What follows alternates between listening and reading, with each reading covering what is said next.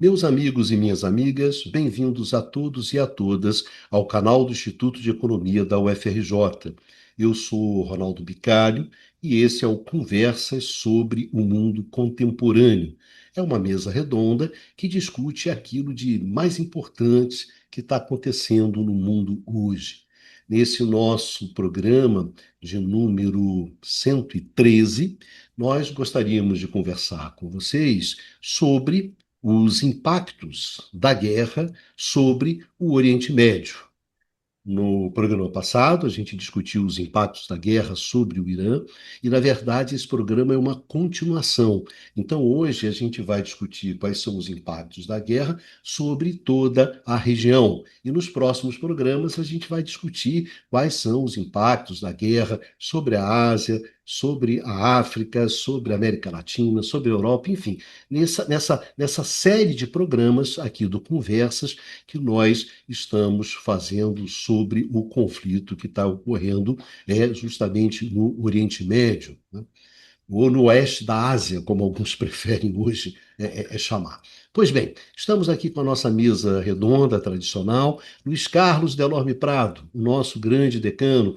E aí, olha só, Prado, o último programa a gente conseguiu gravar tarde, lembra, Baixa? Que a gente comemorou. Hoje estamos gravando quase meia-noite, voltando ao nosso horário tradicional do final de noite. E aí, Pradinho, pronto para esse seguir nessa conversa difícil, que é a conversa sobre a guerra, né? Que sempre é uma conversa difícil, penosa e preocupante, né? Pois é, Bicalho, é sempre difícil, né, lidar com a conjuntura contemporânea. Nós nunca conseguimos fazer uma agenda com mais calma, né? Sempre os acontecimentos recentes acabam nos pautando. De início do ano, nós ficamos completamente pautados pelo caso do Trump e todas as confusões na ordem internacional que ele provocou. E agora o tema das consequências econômicas da guerra é inevitável, né? Não tem como nós Ah, escaparmos. Então, vamos lá, Começo do ano, vamos, na vamos. verdade, desde o começo do ano passado, né? É verdade, é é, verdade. é. A gente, não sei quantos programas nós fizemos, nós não conseguimos, como nós tentávamos fugir do tema Trump, alguma coisa acontecia que ele nos Voltávamos. jogava na De discussão volta. novamente. Voltávamos ao tema. No Masate, retornando ao jogo hoje, né, Basate? No último jogo, tivemos que jogar sem o nosso valoroso meio de campo francês. Olha, te botei ali no meio de campo, a lá Platini, coisas assim desse tipo, Não, né? Giresse, que ele é torcedor do Bordeaux. Ah, Tiganá. Gerés. E aí, Numa, tudo bem? Agora estou Tranquilo? intimidado, né? Sim, tudo bem. De voltar para a cancha hoje, né? Volta pra cancha hoje. Grande Baixãozinho, tudo bem, Baixãozinho? Tranquilo? Você tá mutado, Baixãozinho? Dá uma desmutada aí. Foi. É, bem, mas na verdade, né? Muito complicado, né? Então a gente vai conversar aqui, Preocupante. isso. Vamos ver se através dessa nossa conversa, a gente consegue passar algumas informações, né, para o pessoal que segue a gente, para que possa entender esse quadro, que é um quadro bastante preocupante, né? Quadro que preocupa muito. Você está num processo de desestruturação, de desorganização, de relações internacionais, de fluxos de movimento de petróleo, que a gente vai conversar um pouco aqui, impactos que são. Hoje, Bastanzinho, acho que o petróleo chegou a 107. 107, não sei se. 107 eu tenho certeza. Não sei se chegou a 110, mas chegou a 107, 108 Eu acho que dólares. passou. Passou, então Acho que bateu no passou de 110. 110. Acho que bateu no 110, né? 110 dólares por barril. Então é claro que isso tem uma série de consequências. Essas consequências mais, né, que Sim, atinge há as pouco outras. tempo atrás estava em 60, né? Isso é Isso, importante chamar isso. atenção, né? Teve um aumento de 50% no preço de petróleo e alguma coisa em torno do gás, porque o gás também está muito pressionado. Mas, senhores, isso nós vamos conversar aqui ao longo do nosso programa e, e o objetivo hoje é concentrar sobre o impacto econômico sobre o Oriente Médio. Um Oriente Médio que, sem dúvida, não vai ser mais o mesmo, que vai ter mudanças que são profundas.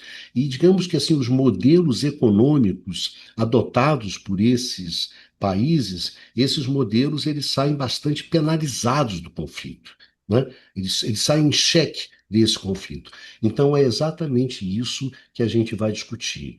Não só essa coisa do impacto econômico, mas de um impacto econômico que pode ter um impacto político, né, Baixa, sobre esses regimes, esses países, justamente dessa região. Vamos começar com o nosso grande decano, grande Luiz Carlos Delorme Prado, feliz porque o Flamengo meteu 3-0 no Remo, né?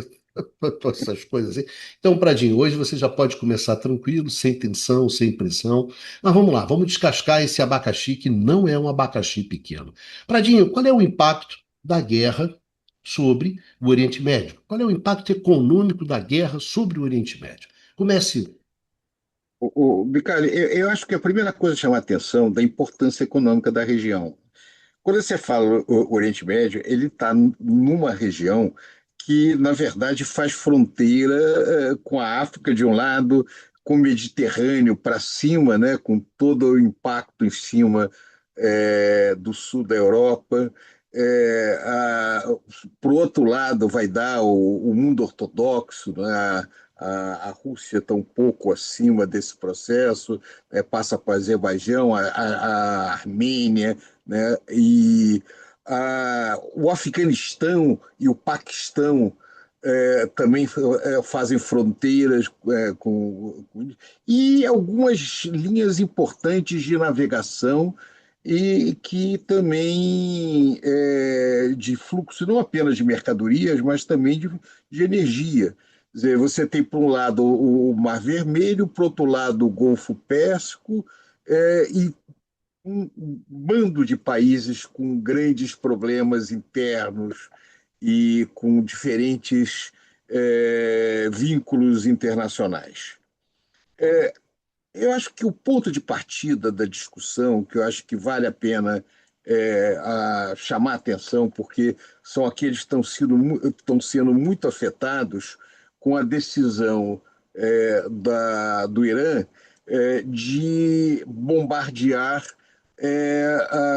esses países, em especial as monarquias do Golfo, que no meio dessas guerras que vem acontecendo nessa região, eles tentam, de certa maneira, ficarem fora, né? Na verdade, nós estamos falando da Arábia Saudita, de Bahrein, de Kuwait, de Omã, de Catar e dos Emirados Árabes Unidos. Então, esse conjunto de países tem uma economia muito baseada uma economia em cima de um modelo de renda, de renda obtida da exportação de óleo e gás, e com algumas características muito particulares. Primeiro, a imensa dependência da exportação de óleo e de gás, de hidrocarburetos em geral.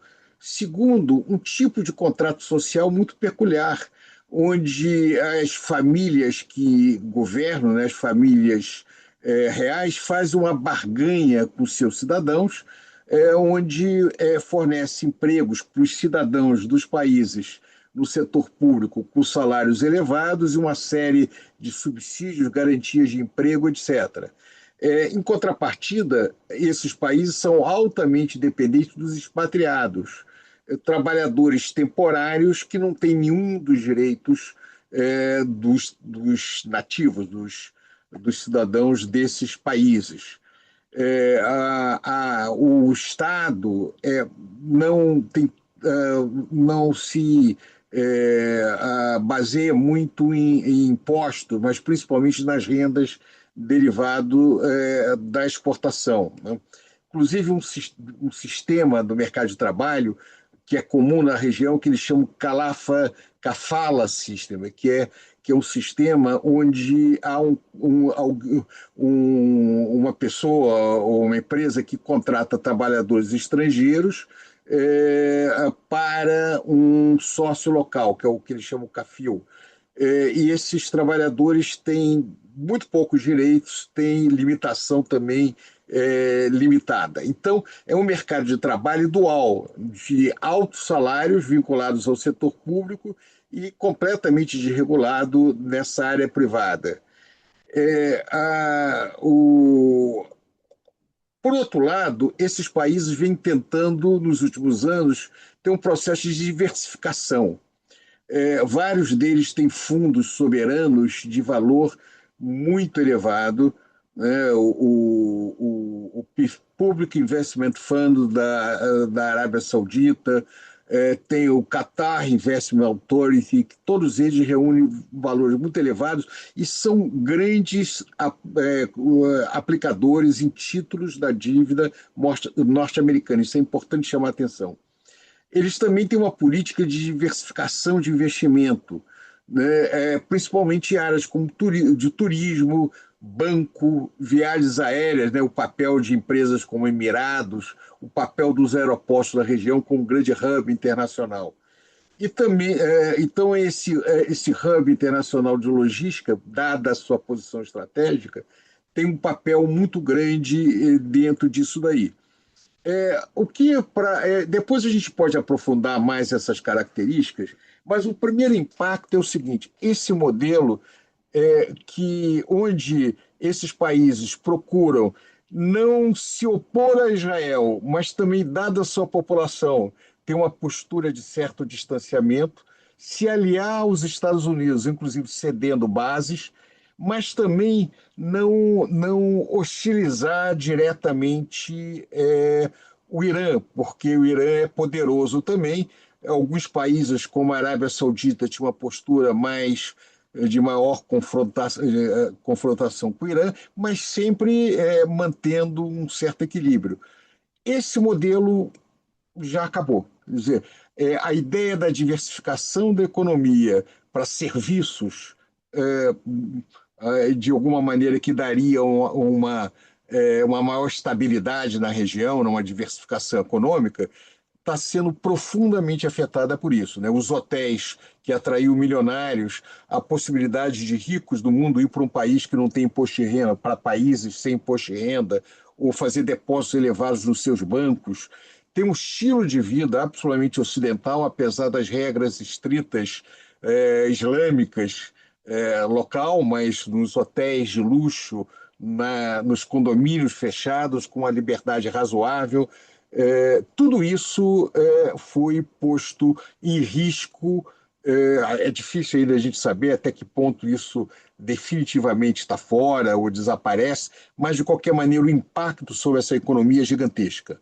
Então, só isso já marca uma mudança considerável. Além disso, o que nós estamos vendo nos últimos dias é, pela primeira vez, um ataque à infraestrutura de energia. Primeiro, o ataque de Israel à produção de gás do Irã, que retalia duramente em cima da produção de gás, da infraestrutura de produção de gás de Catar, do Kuwait e da Arábia Saudita.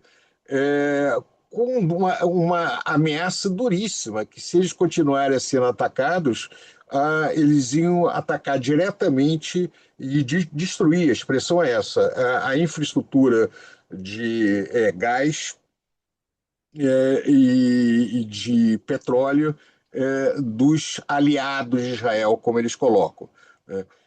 De qualquer maneira, está claro que a capacidade deles de bombardear esses países é muito grande, porque a defesa contra ataques está toda ela deslocada para Israel. Quer dizer, o tratamento americano diferenciado, né, dos seus aliados árabes e o aliado Israel é evidente, né? Não há, os Estados Unidos não faz um grande esforço de recursos para poder defender, como eles esperavam com as bases americanas, os seus territórios contra o ataque do Irã. Então, a esperança de que essas bases davam proteção desapareceu, né?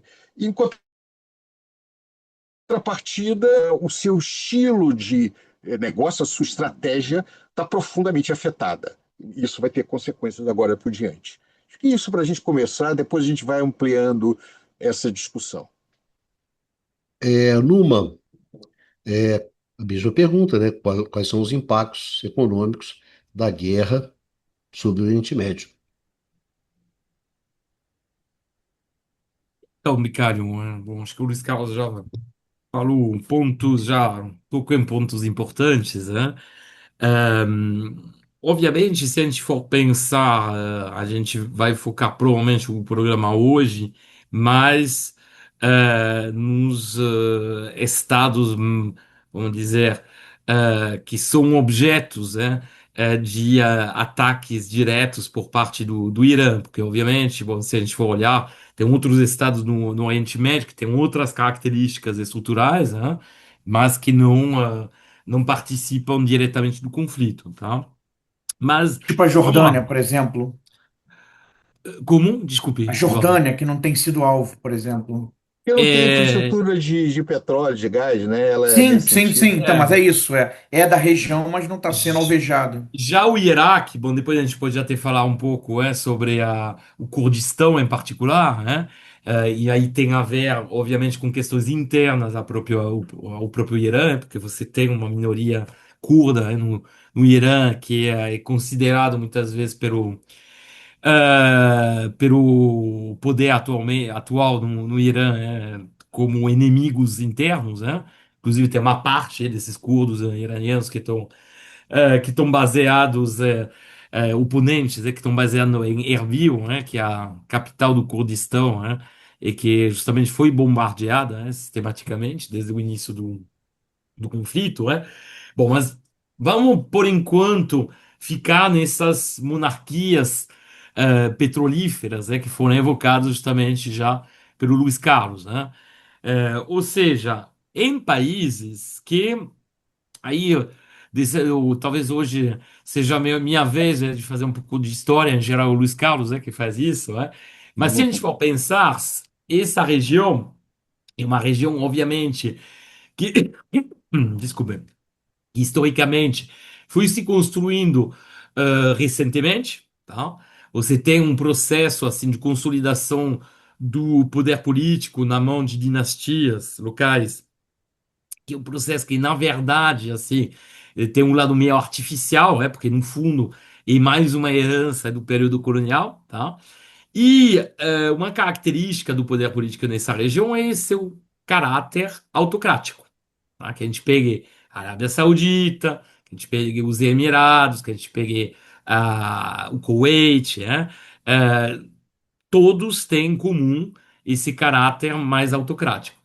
Isso explica por que lá atrás, quando você tem o primeiro choque do petróleo em 73, em vez de usar essas quantidades gigantescas, de fluxos financeiros oriundos justamente das exportações de hidrocarbonetos, que seja petróleo, até gás, no caso do Catar, e em vez de usar isso para se industrializar, esses países preferiram investir. Ó, uma parte foi repassada, para a população através de transferências sociais, até para comprar, entre aspas, uma certa paz social, mas o resto foi investido em mercados internacionais. Isso deu lugar aos famosos petrodólares, explica a abundância de liquidez que vai caracterizar a década de 70, que vai acabar depois brutalmente com os choques dos juros, que vai atingir a periferia, a partir de 79 vai se transformar em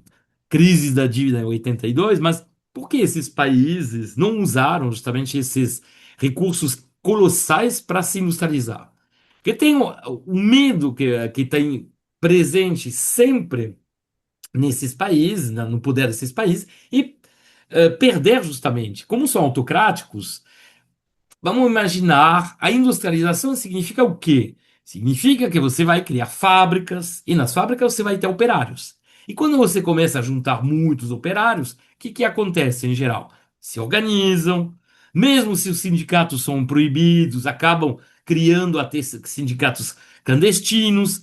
Isso vão, portanto, fomentar uma contestação social que pode levar, inclusive, à consolidação de vamos dizer, de grupos de oposição, não falo até de partido, porque muitas vezes não seriam permitidos até pelo poder autocrático local, e tudo isso poderia levar justamente a uma contestação crescente e até ao fim, do poder autocrático no local. Então isso explica por que não houve um movimento de industrialização lá. Mas ao mesmo tempo, até por conta de questões mais envolvendo o longo prazo, em particular, questões ligadas, a as preocupações energéticas, em relação às energias fósseis, e às perspectivas futuras, de uma diminuição eventual, do consumo, da demanda global, por energias fósseis.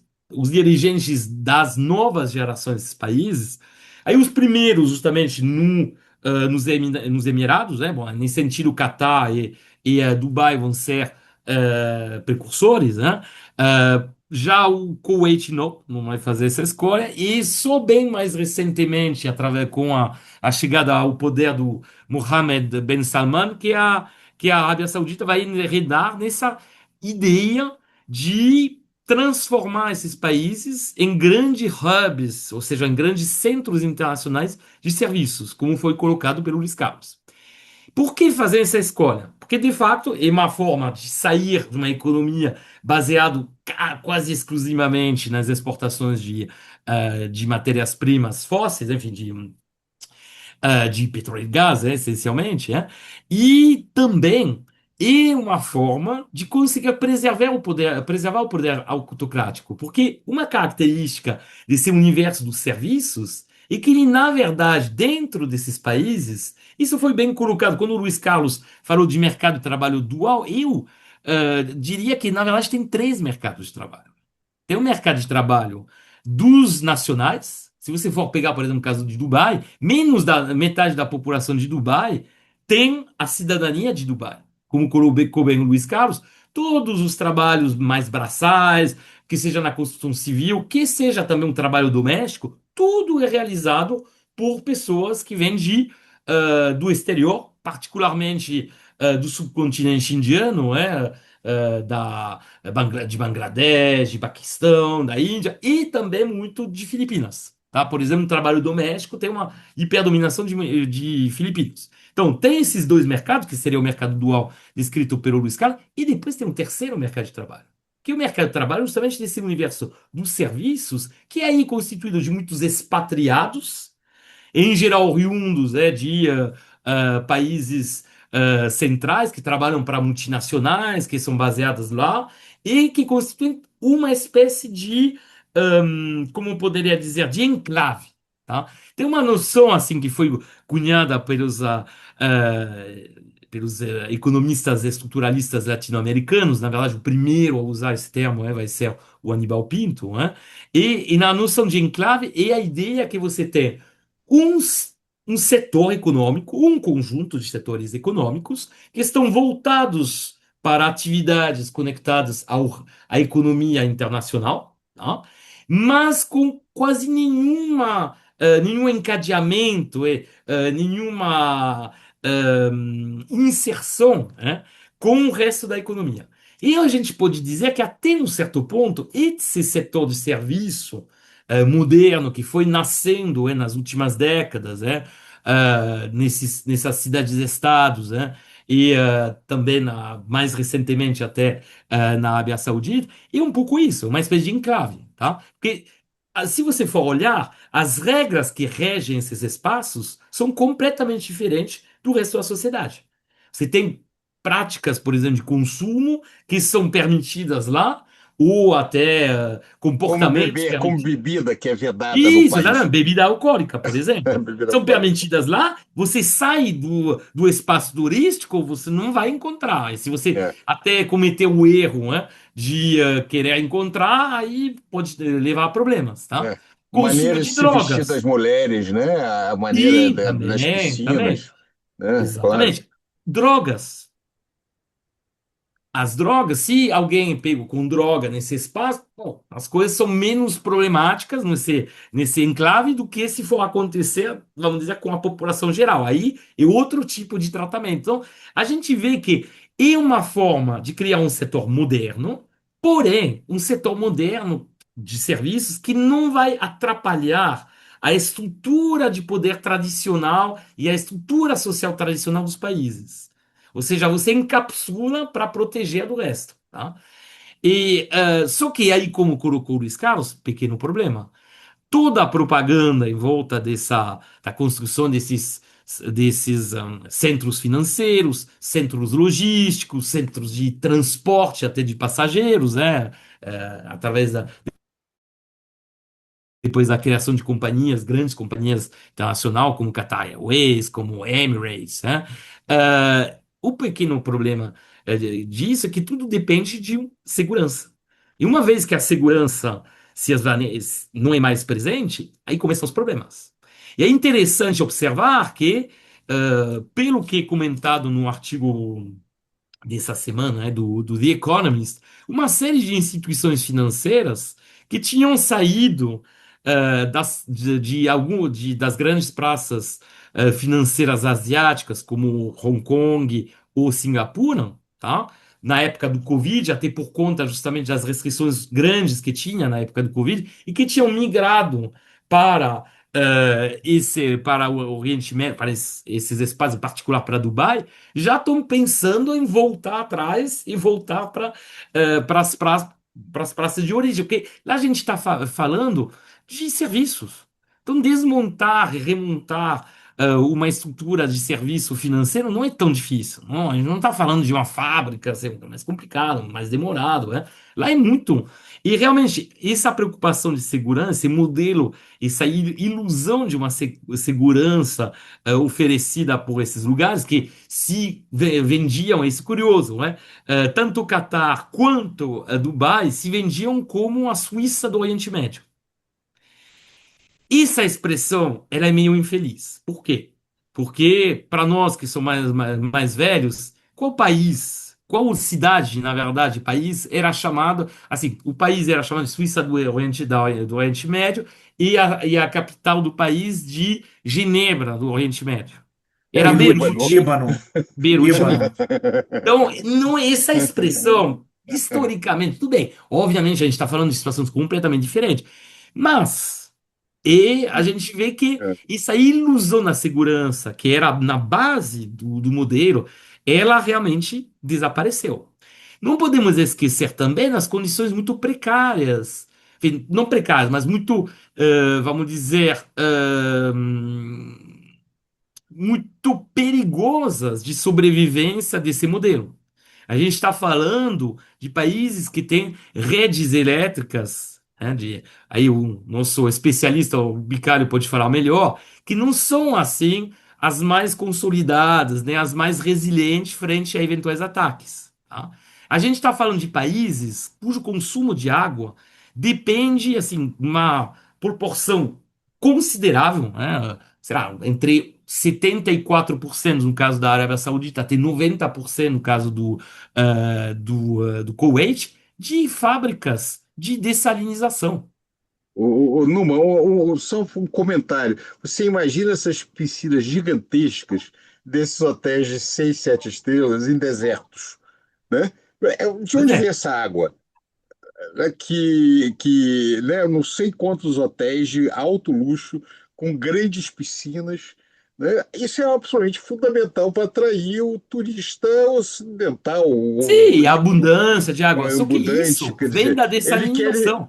viver Então, você nesse. tem uma. Se a gente imaginar, por exemplo, que fábricas grandes de dessalinização sejam atingidas por mísseis, eventualmente, porque, particularmente no caso da Arábia Saudita, há uma dificuldade maior, porque o território é muito grande, é diferente. Bom, se a gente for olhar o Dubai, Catar, bom, tudo bem, são territórios pequenos, essencialmente urbanos. Já a Arábia Saudita é mais complicado, não é? Conseguia proteger todos os alvos estratégicos. E, por exemplo, a parte de salinização pode levar rapidamente a um colapso, né? Porque, bom, se você acaba com as fábricas, rapidamente, bom, você vai ficar sem água em cidades grandes, né?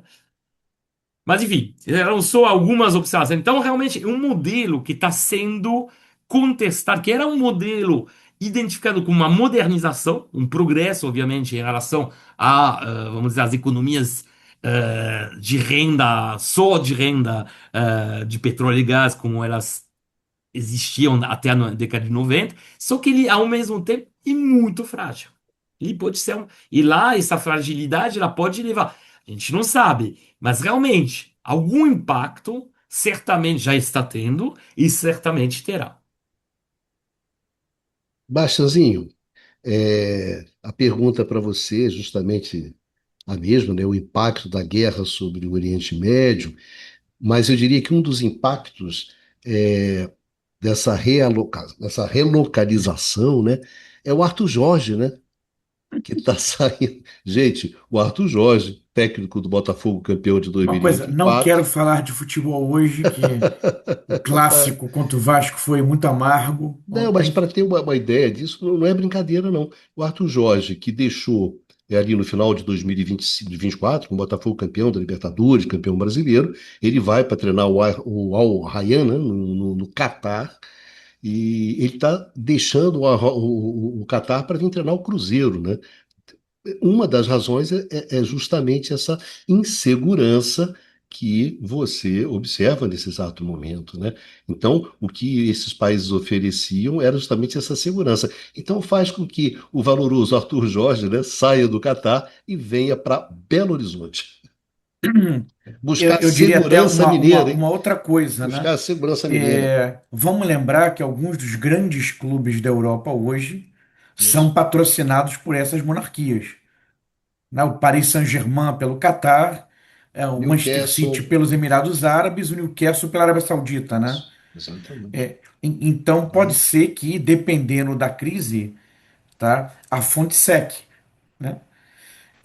Então é mais um prejuízo que a Europa vai ter, né? É mais um prejuízo que a Europa vai ter. Mais uma Que o Luma não derrota da nos Europa, ouça. né? Que o Luma não Porque nos ouça, vai talvez ser mais uma derrota. a única coisa, né, que a Europa ainda talvez conserve, né, de ser definitivamente elite, né, é o futebol. Vai deixar. É a Liga Europeia, né, a É, Champions League e é as ligas isso. locais, né, dos principais centros. Não, Mas, quando a bom, gente for. Não, brincadeira. sem dúvida, a gente podia fazer um programa sobre isso, né? O impacto da guerra sobre o futebol, né? Porque tem muito dinheiro Sim. árabe, muito dinheiro desses países Agora, sabe uma rolando o coisa futebol, né? interessante que desse esforço de diversificação? Você sabe, por exemplo, que alguns desses fundos andaram comprando marcas, né, de moda, de luxo italianas, Hum. né? Quer dizer, eles aplicam em várias coisas diferentes, né? Então, justamente para enquanto tem o dinheiro, né, para comprar, diversificar, ter ativos diversos mundo afora. Você tem um Mas impacto sobre essa Disneylândia financeira, né? Que, é digamos assim, isso. é uma É. espécie de Disneylândia, de Flórida, né? Financeira, de serviços financeiros, segurança, limpeza, não é isso? Esse tipo de coisa que era Agora, tem oferecido. coisas interessantes que a gente estava conversando, né, sobre, por exemplo, o Estreito de Hormuz, né, do fechamento do Estreito de Hormuz e do peso das seguradoras, né, do movimento das Isso. seguradoras marítimas, né, é, com receio, né, de circular, de circulação pela região. Tem um primeiro impacto, parece que o prêmio de risco, né, para conflitos sobe já imediatamente de 1% para 5%. Tá?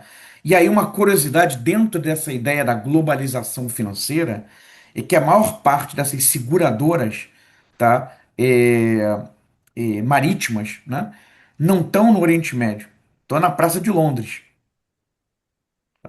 Então, é essa questão, né, como é que a coisa, né, enfim, isso tem um impacto difuso, né, se propaga e tem agentes, né, que às vezes você não espera. Né? Mas até aproveitando a questão do Estreito de Hormuz, eu vou voltar a um ponto que foi falado na semana passada, que é o seguinte: a questão do fechamento do Estreito de Hormuz, isso impacta a distribuição, né, do petróleo, a comercialização do petróleo e derivados do gás, enfim, saindo da região. Agora, imaginando que, uma vez que acabe o conflito, né, a gente não sabe se vai ser longo, se vai ser curto. Uma vez que acabe o conflito, em princípio, a coisa se regularize, né? Enfim, esse problema estaria resolvido, né? Quer dizer, a saída, o escoamento da produção de petróleo e enfim, de gás estaria resolvida. Mas a questão toda é que os ataques, como vocês chamaram a atenção anteriormente, estão acontecendo agora sobre a produção, tá? E quando se ataca a produção, né, isso não se recompõe rapidamente. Quando, quando a infraestrutura passa a ser afetada, então pode liberar Porto de Hormuz que as coisas, desculpa, o Estreito de Hormuz, que a coisa não volta ao normal, né? Quer dizer, em termos de produção e de volume de petróleo, gás, enfim, negociados, tá? Como antes do conflito, tá? Isso leva um tempo de ajustamento, tá? É, e essa é uma variável importante, porque o conflito, né, essa escalada do conflito, agora cada vez mais a infraestrutura, né, seja do Irã, seja dos países da região, passou a ser alvejada, né? Então, esse é um ponto que tem que ser, é um ponto importante para pensar, né, as consequências futuras do conflito. É, acho que pensando aqui sobre a região, quer dizer, o impacto ele também é diferenciado, né? Por exemplo, o Catar, né, que a exportação de gás é extremamente importante para o Catar, né? Tendo a sua infraestrutura, se ela for fortemente afetada, isso tem impacto tremendo, né, sobre a economia do país. Bahrein, por exemplo, é um pouco menos dependente de hidrocarbonetos, né? Foi uma das economias da região, foi uma que se diversificou um pouco mais, tá? Tem um pouco de indústria naval, tem produção de alumínio, alguma coisa de manufatura leve, né? Então, novamente, esse impacto é diferenciado. Agora, o Bahrein, por exemplo, é um dos grandes centros financeiros da região, né, dos bancos islâmicos, né, de financiar o mundo islâmico. Então, talvez para negócios globais, as praças que estão mais envolvidas com negócios globais serão mais afetadas. Mas quem eventualmente está mais concentrado regionalmente, né, na região, o impacto tende a ser menor, porque a questão de segurança, bom, está todo mundo ali, né? Agora, falando novamente sobre impactos e de impactos diferenciados, né?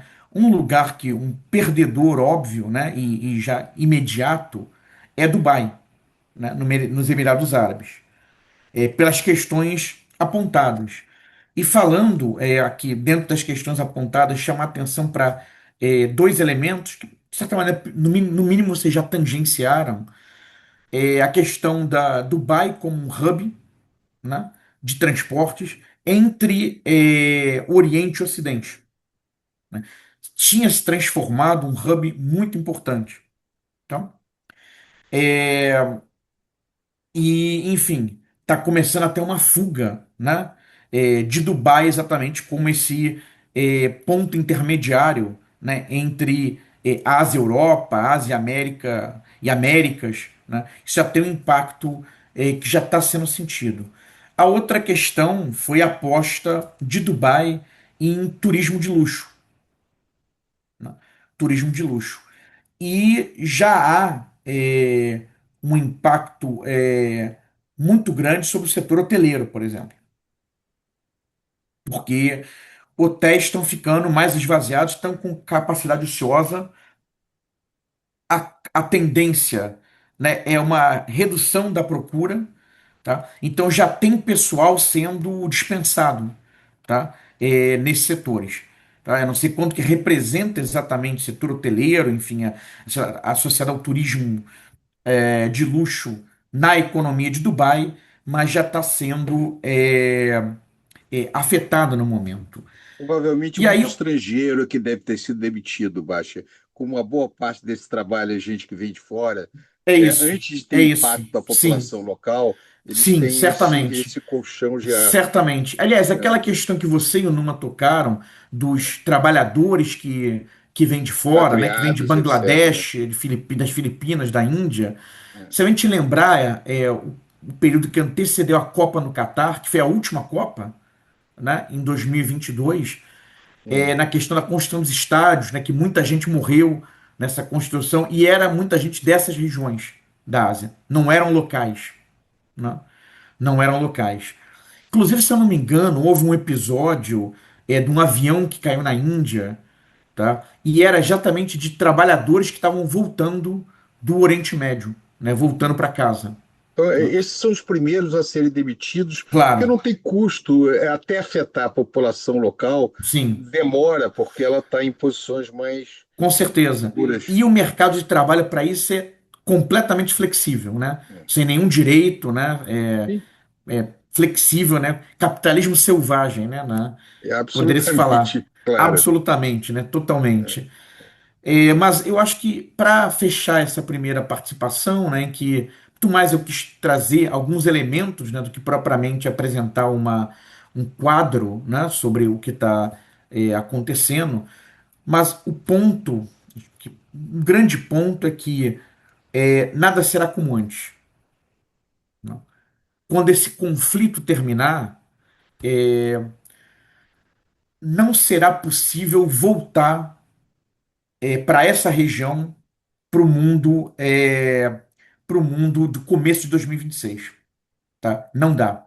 Seja do ponto de vista que setores que vão quebrar, que vão encolher, seja eventualmente com regimes políticos que vão cair, tá?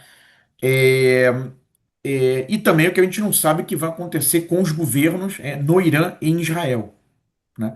Que são os protagonistas aqui nessa disputa, né? Mas definitivamente a região está sofrendo alterações.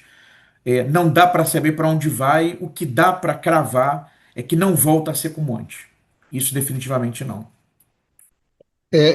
Eu queria colocar um pouco da minha colher nessa conversa, a partir de duas conversas que eu tive com dois colegas meus do Grupo de Economia da Energia, que eu acho que são interessantes. A primeira delas é uma conversa bastante interessante com o Marcelo Colomer, que trabalha com gás. Ele estava me chamando a atenção do seguinte, que você tem sanções. Digamos assim, você tinha sanções à Rússia, você tinha sanções ao Irã, você tinha sanções à Venezuela, que são países produtores de petróleo, e grandes produtores de petróleo, né? A Rússia é uma grande produtora. Então, existe um mecanismo que faz com que você acabe driblando essas sanções. E um mecanismo que é aceito pelo próprio Estados Unidos, que é a existência não é uma frota fantasma, mas é uma frota sombra, uma frota no qual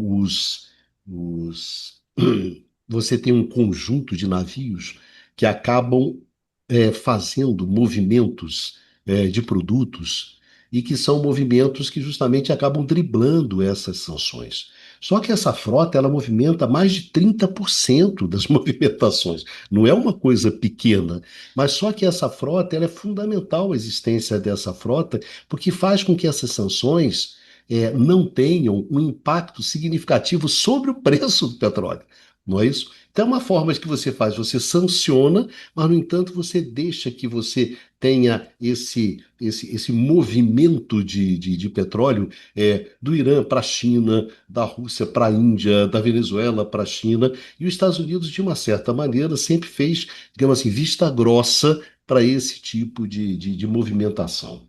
E outra questão específica sobre a guerra é que eu estava conversando com meu amigo hoje à tarde, o Helder Queiroz, que é professor titular do Instituto de Economia, que é um especialista nessa área de petróleo, e ele estava me chamando a atenção sobre determinadas características que são importantes, que estão acontecendo nesse conflito. A primeira delas é que você observa uma desorganização dos fluxos de movimentação de produtos, petróleo, derivado de petróleo, gás, um grau de desorganização nesses fluxos, nessa logística, que você nunca observou anteriormente. Então você está tendo uma desorganização desses fluxos que não havia ocorrido nos outros conflitos, inclusive os conflitos lá dos anos 70, dos dois choques de petróleo. Evidentemente que essa desorganização desses fluxos de movimentação de produtos acabam rebatendo na desorganização do mercado. Então você está tendo uma desorganização do mercado que você não tinha tido antes. Você está tendo uma desestruturação do mercado de petróleo, de derivados, de gás natural, principalmente também de gás natural, que você não tinha observado antes. Então, é a maior desorganização que você já teve de toda essa movimentação, circulação de produto, de derivados, de petróleo, derivado de gás. Então, a primeira coisa é isso, é o grau de desorganização, é o grau de desestruturação do mercado. Então, não é à toa que o petróleo hoje, acho que bateu mais, hoje, né, 19 de março, ele ultrapassou a barreira dos US$ 115 por barril. Então, o que que acontece? Essa desorganização, essa desestruturação leva a esse impacto sobre o preço de petróleo. Aí, o que que você espera? Por exemplo, se o conflito parasse hoje, parou o conflito, por alguma razão o conflito parou, a retomada, a recuperação dessa logística, quer dizer, você recuperar esses fluxos, essa movimentação, demora. Não vai ser no dia seguinte, vai ser demorado. Ou seja, então as pressões sobre o preço do petróleo se manteriam. Outra coisa, vamos imaginar que então esquece essa logística que tem hoje, então vamos imaginar uma outra logística, vamos reorganizar esses fluxos. Também demora tempo, não vai ser feito de uma hora para outra. Você está falando de porto, de tancagem, nota só, tem que se buscar novas rotas, mas também sejam rotas seguras. Ou seja, então o quadro hoje é um quadro que é bastante preocupante em relação ao preço do petróleo. E isso depende essencialmente do desenvolvimento do conflito. Então, o que que acontece? Como a gente não sabe como o conflito vai evoluir, fica muito difícil você imaginar como o preço do petróleo vai evoluir, porque está profundamente colado uma coisa na outra. E outra coisa que o Helder me chamou a atenção é que o impacto hoje, ele é muito maior do que foi lá nos anos 70, nos dois choques do petróleo. Em primeiro lugar, naquela época, lá no início dos anos 70, o mercado spot, gente, representava 2% do mercado. 98% era contratos bilaterais. Eu comprava petróleo e tinha um contrato de fornecimento de petróleo com o Sheik Luiz Carlos de Enorme Prado. E ponto. Não tinha nenhum tipo de financeirização como tem hoje. E o próprio conflito, ele ficou restrito. É Israel que enfrenta o Egito, né? Isso tudo é coisa que envolve o Egito, pega um pouco da Síria, ali nas colinas de Golã, etc, etc. Depois a guerra Irã-Iraque, né? Mas é uma guerra Irã-Iraque. Ninguém foi lá. Você lembra que o Saddam Hussein ameaçou invadir o Kuwait, lembra? Que é a partir daí que os caras partem para cima dele, né? Porque ele Não, não, ameaçou. ele invadiu o Kuwait. Isso, invadiu o Ele Kuwait. Minto, tomou o minto, Kuwait, minto, minto, né? minto. Claro, claro, claro, você tem razão, tem razão. Então, quando você toma o Kuwait, né? Ou seja, envolve um terceiro, a reação foi bastante acentuada. Ou seja, então o conjunto disso é que o impacto hoje é maior do que teve o impacto naquela época. E além do mais, outra coisa também que a gente não deve esquecer é que aquele conflito ele se dava num contexto geopolítico mais estruturado, mais arrumado. Você tem aqui a Rússia, você tem aqui os Estados Unidos e o Ocidente, União mas Soviética na época, isso, né? a União Soviética, e dentro de um embate que é um embate estruturado, muito mais, entre aspas, ordenado, e não essa briga de rua que você tem hoje. E Então, uma o, coisa, o Eldorado. A ONU, apesar de tudo, ela tinha um papel. Quer dizer, Você está num ela tinha um contexto, papel ali de Prado mediação, era pode um até locus falar. de negociação. A ONU está completamente escanteada. Não se Ô, Então, fala na Bica, ONU no contexto então, desse conflito. então, para fechar, o quadro de desordem hoje é maior e a desestruturação do mercado é maior. Então, as pressões, quer dizer, as incertezas e os riscos são muito mais elevados do que foram anteriormente. Então, a gente tem um contexto hoje exatamente de uma incerteza muito elevada, muito grande, Dentro, acerca de como vai evoluir esse preço do petróleo, que vai ter um impacto econômico, etc, etc, que a gente vai ver se a gente só discute no próximo programa, né? uma observação, Bicalho, dentro do que você falou, né, dessa conversa com o Helder e com o Marcelo, né, é justamente que tem dentro dessa ideia é, dos elementos financeiros, né, que agora estão envolvidos no mercado, tem um grande mercado e complexo de derivativos de petróleo, né? que não havia naquela época, não se fazia, não Exatamente, tinha que não, mercado hoje, né? futuro, nada Hoje disso. existe isso que não Hoje é havia que naquela tem. É. época. Na Agora, verdade, a coisa tem né, uma amplificação também no mercado de gás, né? Lá, mais para Deixa- trás, quer dizer, eram contratos de longo prazo, né? Isso eu estava conversando com o Marcelo, né? Não é de hoje, mas na verdade você passou a ter agora mecanismo de mercado, né? Oferta e demanda, em determinado momento porque era do interesse dos demandantes, em outro porque era do interesse dos ofertantes, né? Mas o fato é que também aí você tem um monte de traders que são empresas internacionais que estão envolvidas com isso, né? As mais importantes, uma está na Suíça, outra está em Hong Kong.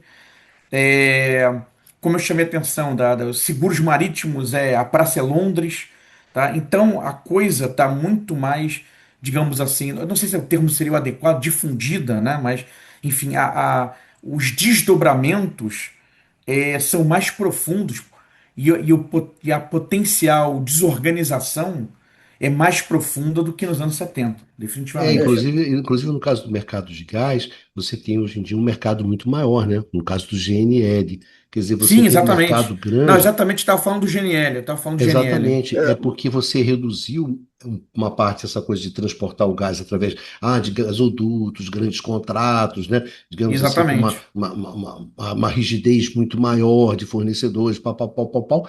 E no GNL não. Inclusive você dizia que esse mercado do GNL iria se aproximando do mercado de petróleo, né? Então o mercado líquido, badadá, badadá, badadá. Então o que que acontece? Ele também sofre os impactos muito mais rapidamente, muito mais Sim, pesado. Antigamente você tinha que aumentar o preço do petróleo, o preço do petróleo era um preço de referência que batia no gás, que aí ia discutir, ia aumentar o preço que o Bastion fornecia para mim através de um gasoduto. Né? Era uma cadeia com muito mais amortecedores do que hoje, cara, que bate direto. Hoje bate direto essa sim. questão do gás. E aquela, antes que eu passe pelo que o Charles quer falar, um exemplo que a gente deu há 2 semanas atrás, que, por exemplo, lá no começo do conflito, né, um gás que estava indo para a Europa foi deslocado Isso, para a Ásia. Então tem maravilha, a né? Isso. concorrência, tem a disputa, né? Para os europeus é muito complicado, porque os asiáticos entram forte, né, querendo pagar um preço maior. E aumentou a eu, demanda, né? A partir do momento quando É, a Europa deixou o gás, não é isso? Aí até, Numa pode falar melhor sobre esse tema, né? Quando Numa também quer falar, falou na Europa, né? quando Mexeu com a Europa, mexeu comigo, né? quando a Europa desembarcou do gasoduto russo, ficou pendurada no mercado genérico. E se eu não me engano, Numa tinha feito acordos, né, com Catar, patatá, patatá, de fornecimento, justamente ali, tentando substituir o gás russo pelo gás do Catar, etc.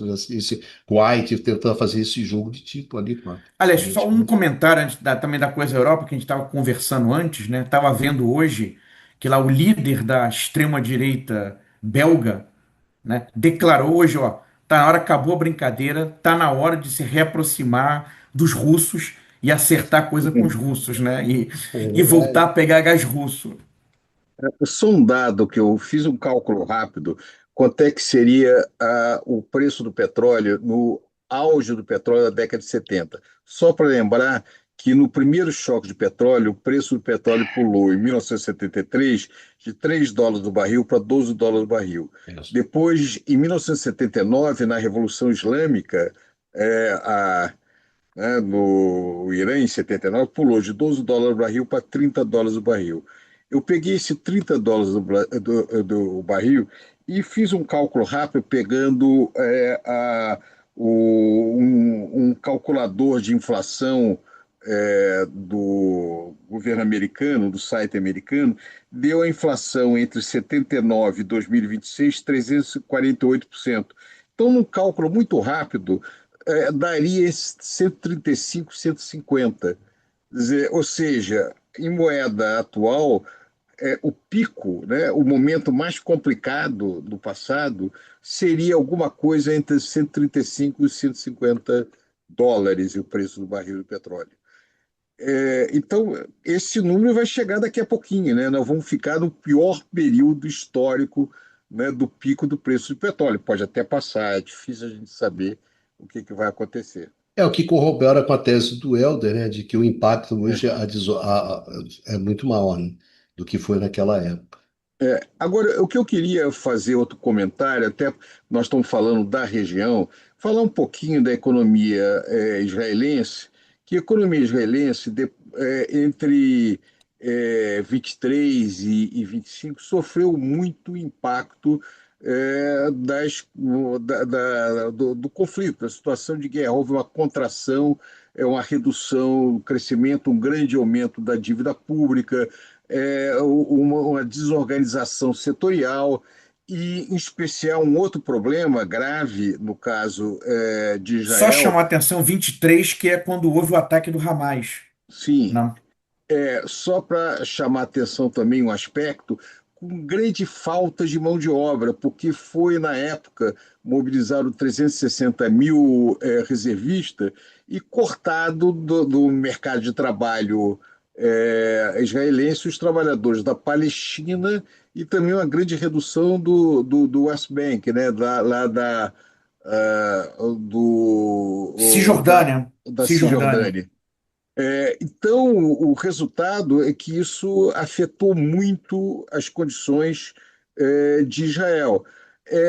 O curioso é que a economia de Israel, ao final do ano passado, começava, principalmente depois do fim, né, do conflito, a dar sinais de recuperação. Então, sinalizava um crescimento de 3% em 2025 e uma provável aceleração nesse ano.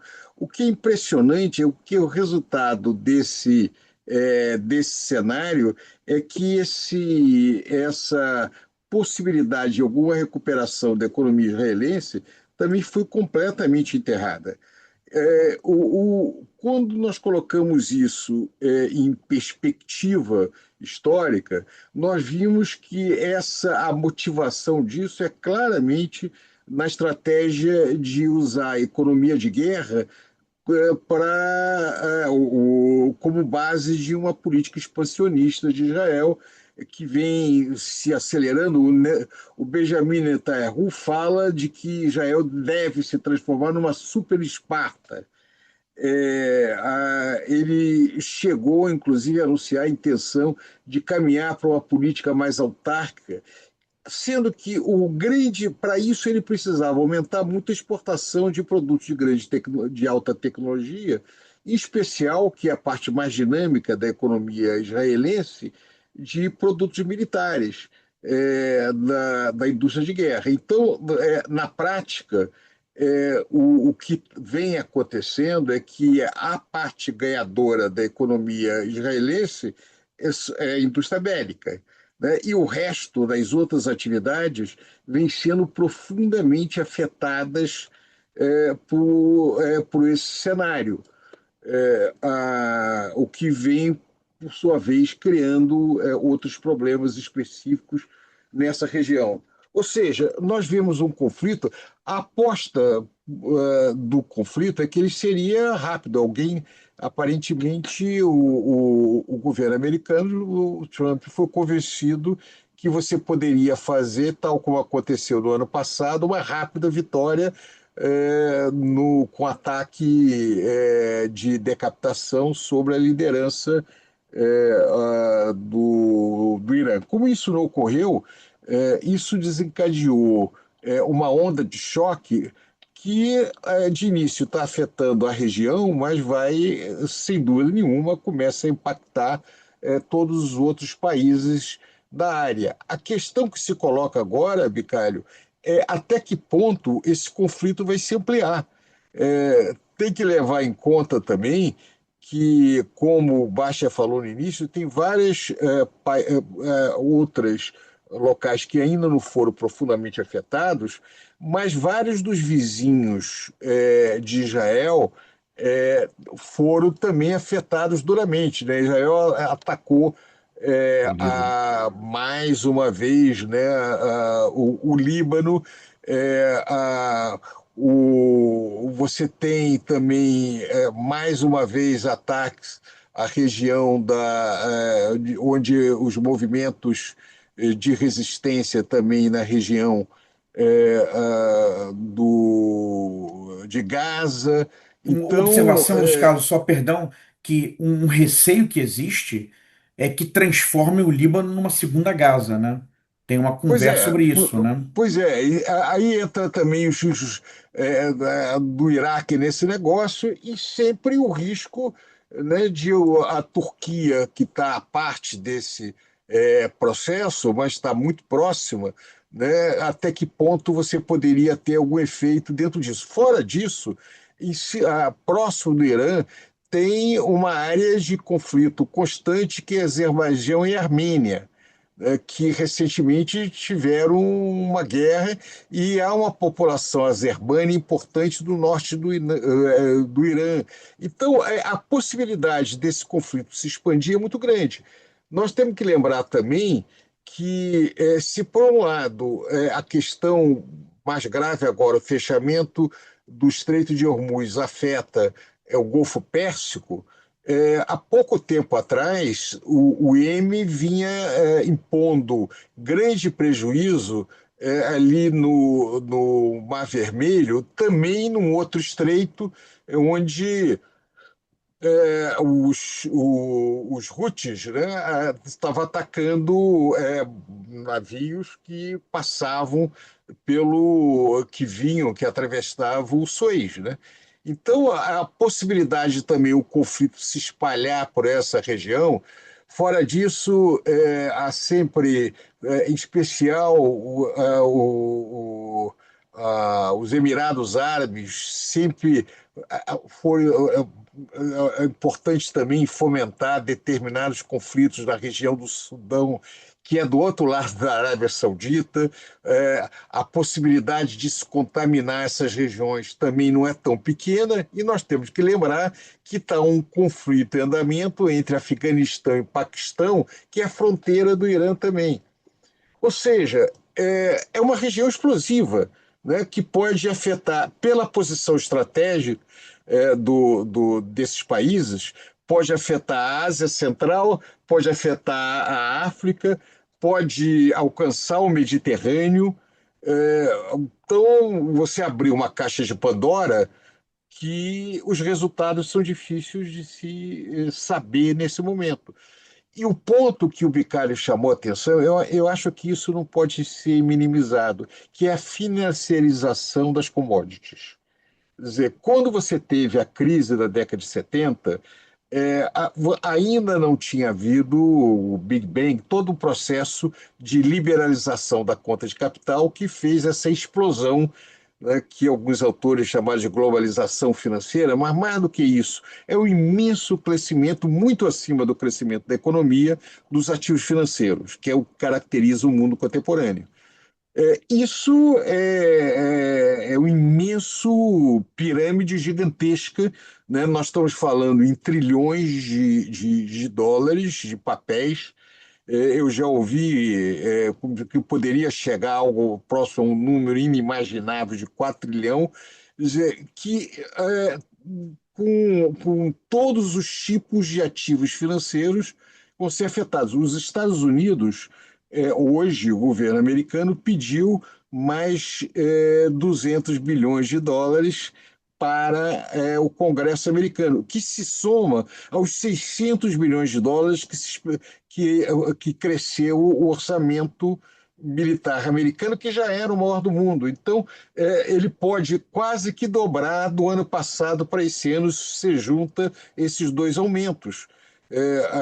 Um volume sem precedente. Então, nós estamos vendo o segmento que mais ganha desse setor são os bélicos, né, os mecanismos da indústria bélica, um processo de como o Bicari falou, né? O Helder tinha falado para nós de tarde, a gente conversando um pouquinho, que eu acho interessante, já que não tem grandes interlocutores, né? Naquele período, tanto pelo lado da União Soviética, pelo lado de Israel, dos Estados Unidos, com todos os problemas, havia atores políticos que podiam fazer. A política israelense de decapitação, de matar lideranças iranianas e dos outros movimentos da região, ela também tem como consequência assassinar as pessoas mais experientes, mais velhas, e abrir espaço para a ascensão de mais jovens, que muitos deles mais radicais e com menos experiência em negociação. Ou seja, você dificulta também uma saída negociada. Então, nós estamos numa situação muito preocupante, porque a saída negociada é cada vez mais difícil. A desmoralização da negociação, depois dos Estados Unidos ter, em plena negociação, atacado o Irã, dificulta. Como é que se estabelece alguma negociação com um interlocutor que ele pode atacar a cada momento no meio da negociação? Então, o cenário, a grande diferença, a meu ver, da crise da década de 70 é que da crise da década de 70 ela tinha perspectiva de ser algum tipo circunscrita pela possibilidade de você ter grandes atores dentro desse cenário.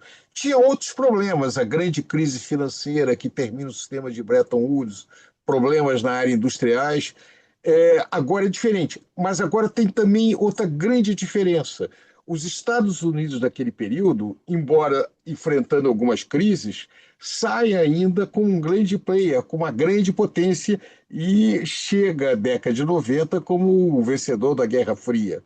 Agora, o conflito se dá em condições de enfraquecimento também dos Estados Unidos, o que faz e também de um governo particularmente imprevisível, que faz com que ele seja um ator mais volátil, imprevisível, ser um fator de instabilidade. Por outro lado, a Rússia também está enfrentando um conflito com uma grande disputa com a Europa. E a China, prudentemente, mantendo-se distância, né? A China fica absolutamente silenciosa, mas nesse cenário aparece como um único dos grandes players que não está envolvido em conflito, que não está tendo um comportamento de provocar algum tipo de desorganização da ordem internacional. Ou seja, curiosamente, se por um lado o argumento americano de pivotar para a China para poder conter o crescimento da China, esse cenário abre espaço para aumento da influência da China, né? Para aumento da influência da Rússia, às custas e enfraquecimento dos aliados americanos naquela região, mesmo que Israel, de alguma maneira, saia com um poder relativo maior. Então, é uma situação muito complicada. É uma guerra onde todos perdem, em graus diferentes, mas todos perdem. Numa, depois dessas breves considerações do Prado, você pode falar. Eu acabei estendendo demais, né? Porque tem muitos assuntos interligados. Não, eu queria só intervir sobre a questão da evolução do preço do petróleo, dessas questões. Eu confesso que eu não tenho tanta certeza que a situação seja mais complicada hoje do que ela era na década de 70. Porque eu entendo bem a questão do mercado spot, que realmente era quase inexistente num período, enquanto hoje, pelo contrário, ele domina de forma esmagadora. Só que ao mesmo tempo, a gente está numa configuração completamente diferente. A parcela da demanda, da produção mundial de petróleo atendida pela região é imensamente inferior ao que era naquele período. É E 70 para aí, em 20, né? relação à posição dos Estados Unidos, de novo, eh, não esqueçamos que os Estados Unidos já estão quase chegando a 14 milhões de barris por dia, ou seja, o dobro das exportações sauditas, tá? E enormes investimentos foram realizados, particularmente na Louisiana, para shale gas, etc. E, bom, pelo que eu li, aí não sei se isso depois vai se concretizar tão facilmente, mas a vantagem do shale, aí temos o nosso engenheiro Bicalho que Oi. pode falar, e que você consegue aumentar bastante rápido a sua produção. E os prêmios, vamos dizer, o shale, assim, você vai ter uma foragem, não sei se é o termo que eu vou usar, Oi. que você prepara. E você, nos Estados Unidos, tem, assim, fontes de shale, né, gás de xisto, é por fraturação, na verdade. Você tem as coisas estão prontas. Então, pelo que aparece, não seria tão difícil. Não esqueçamos que os Estados Unidos aumentaram sua produção de forma absolutamente considerável nos últimos anos, tá? A gente está falando assim de um salto muito grande. E ao que tudo indica, não é, em um período de 6 meses seria possível aumentar em 3 ou 4 milhões de barris por dia essa produção. Se realmente houver assim, uma pressão em cima dos produtores. O que levaria a produção americana a quase 18 milhões de barris por dia. Oi. Isso é a produção combinada da Rússia e da Arábia Saudita. Oi. Então a gente está falando, e mesma coisa com o GNL, porque também os Estados Unidos, hoje a gente fala muito do Catar, mas bom, os Estados Unidos hoje também tem um papel, tem um peso crescente nessa produção de GNL, e a vantagem dos Estados Unidos porque GNL, o problema, bom, de novo sob o controle do Bicalho, o problema é dos dois lados. Então, o gás ele tem que ser liquefiado para ser, e aí ganha o nome de GNL, para ser transportado, né, para o transporte marítimo, e depois ele tem que ser regasificado no terminal de chegada, né? Isso. A vantagem dos Estados Unidos é que potencialmente eles podem exportar, eles têm assim instalações de Gaseificação. liqueficação, né, do gás Gasificação, tá. que podem dobrar. Assim, já está pronta a capacidade produtiva para fazer isso e o dobro do que está que tá existindo atualmente. Ou seja, esse dobro é muito mais que a produção do Catar, as exportações do Catar. E da mesma forma, a Europa está se preparando. Tem bom, aí do lado da Europa não tem problema, os terminais já existem. Então, esse papel dos Estados Unidos, esse papel que tem o próprio Brasil. O Brasil era, na década de 70, bom, era inexistente. Da mesma forma, a Nigéria era inexistente. Tinha um monte de produtores que eram inexistentes no período. A Indonésia também era muito irrisório, tá? A- Até completando, não esqueçam que tem um oleoduto que foi construído justamente depois da guerra entre o Irã e o Iraque na Arábia Saudita para levar a produção dos campos de produção da parte leste do país para o Mar Vermelho. E teve uma declaração do presidente da Aramco, não mais tarde do que ontem, tá? Onde ele diz o seguinte: atualmente seu oleoduto está transportando 2 milhões de barris por dia. Em questões, segundo ele, de 2 ou 3 semanas, tá? Poderia ser levado, porque a capacidade de transporte desse oleoduto é de 7 milhões de barris por dia. E é exatamente a quantidade exportada pela Arábia Saudita, que é de longe o maior produtor da região. Então, se a situação se confirmar, se tem vias de escapar. Da mesma forma, não esqueçamos que, bom, o preço atualmente está em 103, em 2008 chegou a 150, 149, alguma coisa, tá? Dólares. E se a gente for levar em conta a inflação desde então, hoje daria uns 170, tá? Então estamos muito longe de ter batido em preço histórico.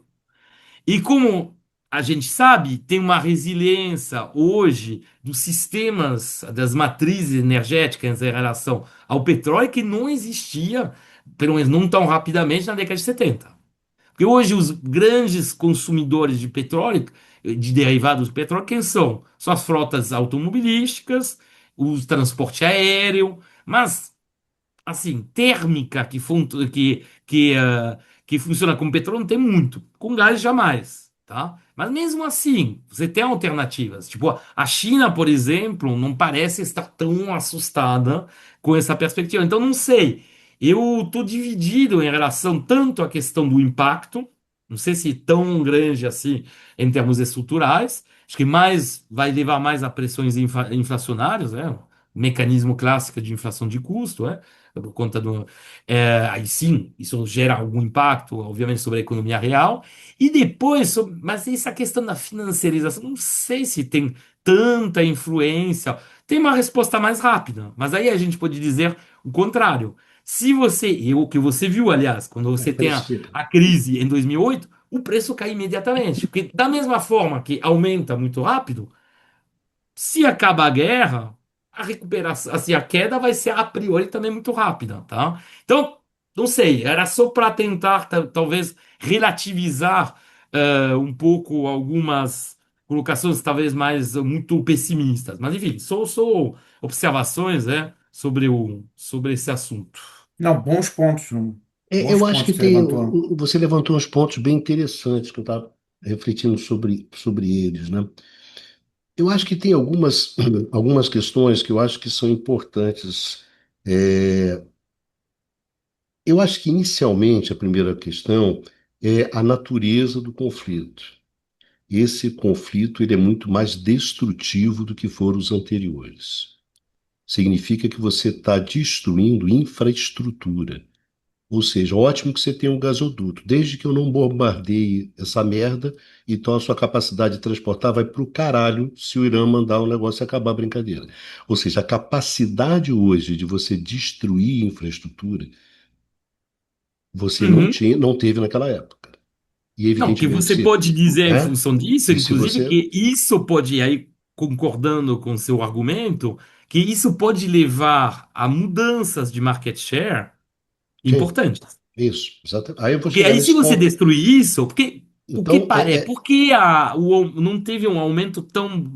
Porque é rápido, se você quiser no Shell, não, isso, em 2 semanas você aumenta. sim, Mas, por enquanto, os produtores estão esperando um pouco para ver o que acontece. sim, mas Aí, aí realmente, se você tem nessa, essas destruições, eles vão aumentar sim, não, mesmo isso aí e é uma vão pegar outra uma market questão. share. Então, em primeiro lugar, É, assim, eu estou pensando assim no impacto sobre os países do Golfo, que é diferente daquela vez, porque daquela vez eles saem estruturados em torno da OPEP, você tem, quer dizer, eles saem para uma situação melhor do que eles estavam antes, né? E agora não. Não acho que eles vão não, vai ter sair a para uma minha perda situação. de market Então, share, em né? termos ali do impacto sobre você ter a destruição de infraestrutura, a destruição de toda essa estrutura de serviços, né, financeiros, etc., que eles construíram, né, essa Disneylândia que você construiu lá. E então eu acho que nesse sentido esses países eles têm a possibilidade, talvez, de sair pior do que saíram naquela época. Ponto. Essa é uma questão. Então achei interessante você colocar. Mas você colocou uma questão aí que eu acho muito interessante pelo seguinte.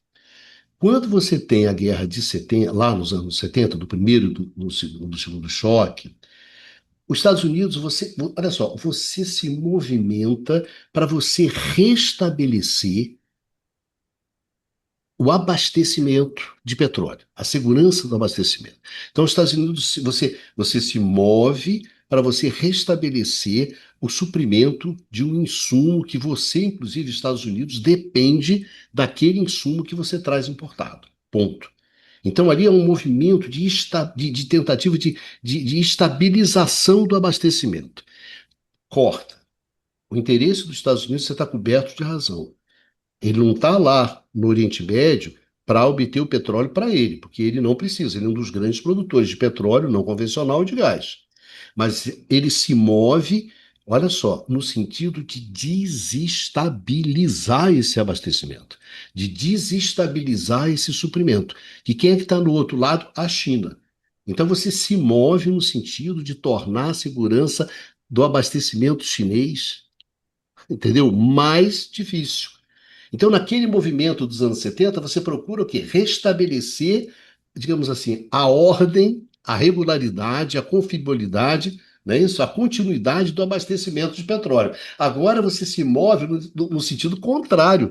Você quer, nesse exato momento, quando você olha para a Ásia, né, que é quem mais é penalizado, você está num jogo ali de desestabilização, que inclusive uma desestabilização, aí eu concordo com você, que eu acho que é aí que tem uma questão que é interessante, que no sentido de fortalecer aquele setor de petróleo e gás americano, que é um dos apoiadores do Trump, tá certo?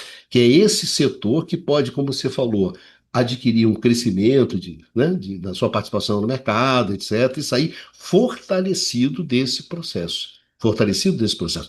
Principalmente no que diz respeito ao abastecimento da Europa, que aí a Europa cai no colo realmente do GNL americano, não tem como, porque não tem Catar, não tem Kuwait, não tem não sei quem, então vou ter que ir com isso.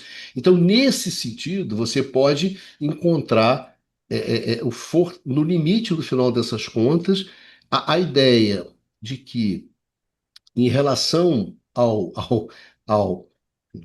em relação aos anos 70, você estava tentando estabelecer a ordem, e agora você está tentando estabelecer a desordem. Por isso que esse conflito extremamente agressivo, destrutivo, ele contribui para essa desordem que você, digamos assim, na tentativa de construir uma nova ordem petrolífera, no qual os Estados Unidos, etc., tem um papel maior no sentido de fornecimento, etc., etc., principalmente no caso europeu. E no caso da China, bom, que se ferra a China, eu estou aqui para desestabilizar mesmo a situação dos caras. Ou seja, se você sai dos anos 70 com uma preocupação muito grande com a segurança energética dos países, no sentido do fortalecimento, os Estados Unidos joga justamente para gerar uma insegurança. Né, para gerar uma insegurança energética para os caras que são os adversários geopolíticos ali, etc, etc. Agora, um processo difícil, né, que evidentemente que eu acho que a China já estava esperando esse tipo de movimento há 550 anos, e o tipo de várias, como você mesmo falou, da China ter ido construindo as suas alternativas com relação ao suprimento da Rússia, etc, etc, etc, ou mesmo do Golfo ou do Irã, que não passe pelo Estreito. Enfim, é um jogo muito em aberto, isso eu concordo contigo, é um jogo muito em aberto. Mas eu acho que a coisa mais grave, o Numa, é a capacidade destrutiva muito grande. É uma guerra muito destrutiva. Então, o Irã bombardeia. Hoje bombardeou o quê? O Kuwait, né? Foi o Kuwait que bombardeou ou o Catar, Prata? Hoje que bombardeou lá o Ele gás. vem bombardeando a infraestrutura como retaliação ao gás. Primeiro, o Catar, alguma coisa da Arábia Saudita. Eu não sei se foi Kuwait, eu acho que foi Bahrein, mas de qualquer maneira ele vem atacando. A informação é que ele está respondendo ao ataque à infraestrutura energética dele. A cada ataque ele vai retaliar com força cada vez maior. Então, por Prado, mas isso eu você acho tem assim, razão. no que diz, é isso que eu estou chamando a atenção. No que diz respeito ao tema desse programa, que é o impacto da guerra É. sobre o Oriente Médio, esse vai ser maior, vai ser muito maior do que foi o impacto lá nos anos 70, mas muito maior, não tem a menor dúvida. E que essas economias elas saem numa situação muito fragilizada e muito mais difícil. E se realmente você fala, você configura uma nova possibilidade de fluxos, né, dentro do negócio de petróleo. Aí se você sai pior ainda, né? Porque você tem os Estados Unidos, os outros caras que saem mais fortalecidos. E que durante toda essa época, imaginar assim, que você tenha que ter um certo tempo para você reconstruir a infraestrutura, cara, os produtores americanos vão deitar e rolar, né? E a Rússia, né, meu amigo? Pois é, E Ricardo, a Rússia? E a eu Rússia, queria quer pegar dizer, por aí. então eu acho que um pouco dessa conclusão do programa aqui, dessa coisa que a gente discutiu, é que o Oriente Médio, o oeste da Ásia, o que você chamar, e inclusive Israel, né, botando Israel em termos econômicos nessa história toda, saem bastante penalizados, sabe? Podem sair bem depauperados, bem, uma situação muito difícil desse conflito, né? Acaba sendo aqueles que vão pagar mais pelo conflito, vai ser, bom, é óbvio, né? Quem está lá no conflito. E a estratégia do Irã de impingir custos, né? De colocar custo na brincadeira também vai numa espiral dessa da destruição, né? A destruição não vai ser só minha.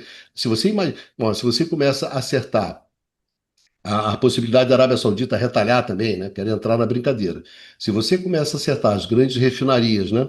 As refinarias da Arábia Saudita, começa a acertar a infraestrutura, começa a acertar gasodutos, oleodutos. Então a situação entendeu, Numa? Aí começa a entrar numa área que fica muito, muito, muito complicada. A minha preocupação é essa, é o caráter destrutivo. Acho que esse caráter destrutivo a gente nunca teve.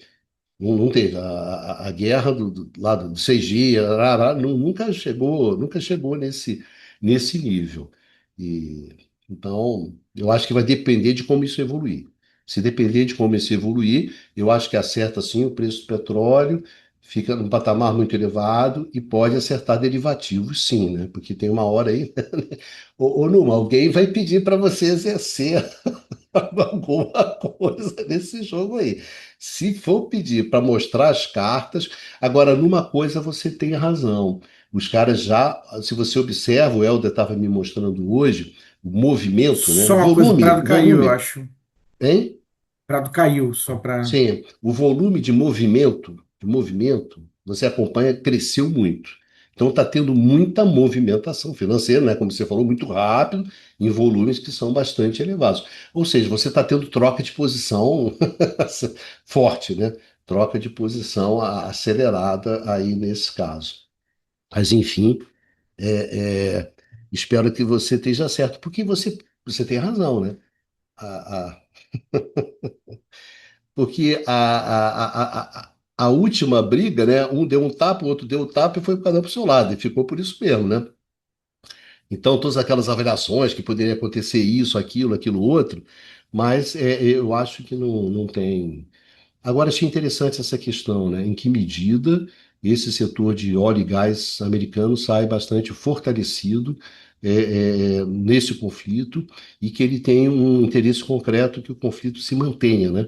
Então, você tem um determinado setor da economia americana que tem interesse na continuidade do conflito, que o conflito se mantenha. E isso é uma coisa bastante interessante, que abre perspectivas Isso, bastante. Isso mostra isso é também um uma elemento. racionalidade na ação do Trump de ter ido junto com Isso. Israel, que era uma coisa que estava um pouco difícil, a gente estava tendo dificuldade de encontrar, né? Até ouvi o Varoufakis falando outro dia que ele Hum. estava começando a achar que de repente Israel tinha alguma coisa pessoal do Trump, alguma coisa que podia usar contra ele que para ter induzido ele a entrar. Só que você trouxe, na verdade, um elemento aqui, uma racionalidade econômica, né? Ah, não, isso é umas Política coisas que eu econômica, não. né? Sabe, não, olha só, isso aí Acho que eu não. infelizmente não foi por isso que Não foi por foi. isso, exatamente. Isso aí é uma das Mas coisas que eu não você acredito. racionaliza Isso. justamente o problema do. Que ele tem uma O foto do Eduardo Trump queria ir muito fazendo alguma racional, coisa justamente. inominável, né? Ah, Não, mas. não, não. Estou Mas falando que o Varoufakis trouxe esse ponto, sim, sim, né? sim. Mas você apresentou um argumento, né, que mostra na verdade, tem uma racionalidade econômica e, enfim, de um animal político também, da Que parte seria do em que Trump. Então medida tem esse. uma lógica econômica para ter entrado Pradinho, nesse. Eu, eu Prado, você está mutado, está mutado. só queria acrescentar uma última coisa. Quando Beleza. a gente fala do setor energético americano, não esqueçamos que e também estamos falando do setor industrial. Porque a cadeia produtiva, ou seja, a produção de bens de capital, máquinas, equipamentos ligados a esse shale gas, é quase inteiramente nos Estados Unidos. Ou seja, são muitos Sim, empregos sim, muito sim, bem sim. remunerados também na indústria. A gente está Isso. falando de centenas de milhares de empregos, além dos empregos diretos do setor, tá? Então, isso tem um peso não negligenciável, né? E aí eu queria chamar a atenção dentro do que você falou. Essa foi uma questão, por exemplo, os democratas, na última eleição, com o discurso verde deles, né? Que nos estados em que o xisto era gasista importante, né, havia questão, então quer dizer, vai querer voltar atrás, né, ou reduzir a produção, ou isso vai afetar empregos nessas regiões. Então, essa questão dos empregos associados, né, ao setor energético, isso foi tema das eleições nos Estados Unidos em 2024. E não se esqueça de que todo aquele Só que programa. mesmo assim, se a gente for olhar durante o Biden, a produção Isso. continua aumentando. Sim, Então, sim, Não, e sim, não se sim, esqueça da preocupação sim. com o Biden e com a inflação. Lembra que você faz um grande plano para conter a inflação, etc, etc, etc.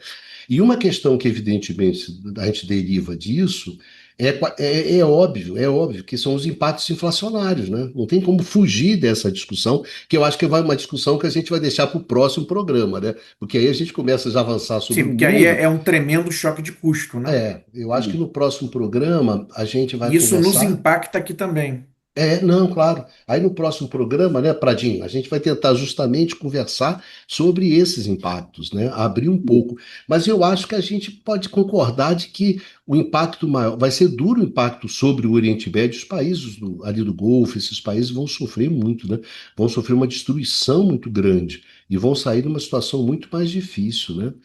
E o Prado, acho que desenho é vai um pouco ser difícil botar imprevisível, né? dinheiro no Newcastle, no Manchester City, essa soma. Ó, aquelas, a PSG, pode ser que agora quer dizer, o resto daquele futebol francês que não conta, pode ser que agora, assim como os produtores americanos, você possa ter uma Não, mas chegou a recuperação. hora vai do ter troco, né? uma convergência do PSG com o resto dos times, mas vai ser uma convergência para baixo. É Isso, isso, é exatamente. Aí uma. quem sabe o Bordeaux, esse pessoal, o Lyon, esse pessoal Bordeaux não consegue vamos ali. exagerar, né? Bordeaux tá lá na quinta divisão que quebrou, time do Numa. Mas é Mas engraçado, né? É engraçado. Mas eu não tenho a vai um menor Olympique dúvida. de Marselha, de repente, né? Consegue. Eu não tenho, Baixo, eu não tenho a menor dúvida. Se você fuçar lá no The Guardian, essas coisas, você vai achar um artigo, o impacto da guerra sobre os times ingleses. Aí eu não tenho a menor dúvida que alguém já, se correr atrás, você acha esse artigo Ah, lá. não, não. Bom, ou no Financial Times, né? Que eles Isso, estão exatamente, preocupados com esse tipo de exatamente. coisa, mais diretamente. Então, senhores, eu acho que é isso, né? 1 hora e meia de programa. Eu acho Deixa eu só que. fazer dois comentários rápidos. Primeiro, meu internet caiu aqui, por isso que eu estou Mas entrando isso é aqui uma, no na- celular. isso aqui é uma live raiz, poxa. Uma live raiz, isso acontece. Caiu e eu estou falando aqui no celular, etc. Não, tá ótimo. Depois, depois é só para chamar a atenção de que o argumento do Numa é bem convincente sobre a redistribuição como você falou, né, do fornecimento de petróleo. Mas eu acho que você tocou no ponto, Bicário, é o seguinte, que a consequência disso daí é afetar profundamente os Isso. países da A gente região. está Isso discutindo é aqui, né? especial. Isso é verdade. Eu acho que é chamar a atenção que a gente está vivendo num momento de muita incerteza, então é muito difícil fazer cenários razoavelmente confiáveis. A gente não tem condições, vai depender de muita coisa.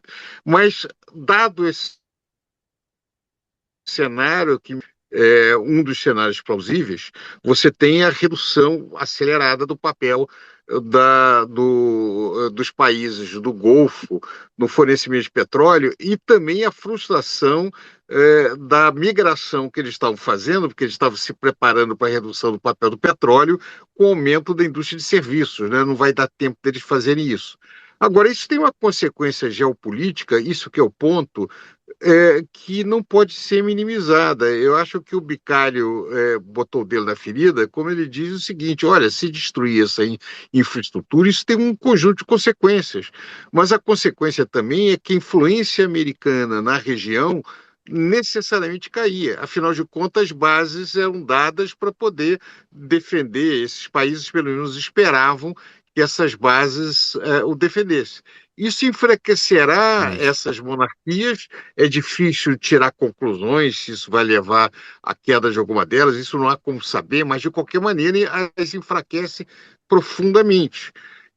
Se talvez, né, há um risco até se Israel for menos afetado, pode ser que a sua posição, não depende do petróleo, possa até ser reforçada na região, mas à custa de uma redução da influência americana na região. Ou seja, se isso ocorrer, nós vamos ver uma mudança de cenário muito grande e o retorno ao crescimento da influência russa na região ou chinesa. Né? Tudo isso com outras implicações políticas e econômicas. Ou seja, se o cenário, do ponto de vista econômico global, for menos ruim do que aquilo que me pareceu à primeira vista, e se o cenário mais plausível for o que apresentou Numa, que é muito convincente, o impacto geopolítico talvez seja mais profundo, né? E aí as consequências é difícil de nós fazermos prever alguma coisa. Mas é uma situação inusitada, né? Não teve precedente como esse nessa região e muito diferente da crise da década de 70. Até porque eu acho que as apostas elas estão ficando muito altas, né? O que Sim, você está colocando na mesa, você a cada rodada você vai colocando mais cacife, né? Mais cacife na mesa. E de um sim. jogo que quem perder vai perder muito, né? E chega um determinado momento, que eu acho que é o pior momento do jogo, quando você não pode perder, né? Você não pode perder. E aí, Que é um cara, pouco da posição dos Estados Unidos e Israel agora. mas é a Eles posição do Irã também, provavelmente. né? O Irã está E numa do Irã posição também. também.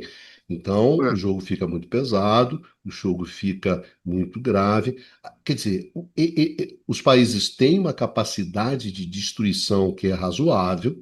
Então, se você começar e continuar nesse mote, numa de destruir a infraestrutura, a refinaria, o porto, a tancagem, você começa a destruir essa infraestrutura. É claro que isso vai ter consequências, principalmente para esses países. Eu acho assim, vamos manter aqui, né, que foi a nossa discussão de hoje. Então, acho que a nossa discussão de hoje, que essa destruição ela está afetando e vai afetar profundamente as economias dos países do Oriente Médio, né? E desses países que estão hoje em cima de um modelo que muito petróleo, né? E serviços, né?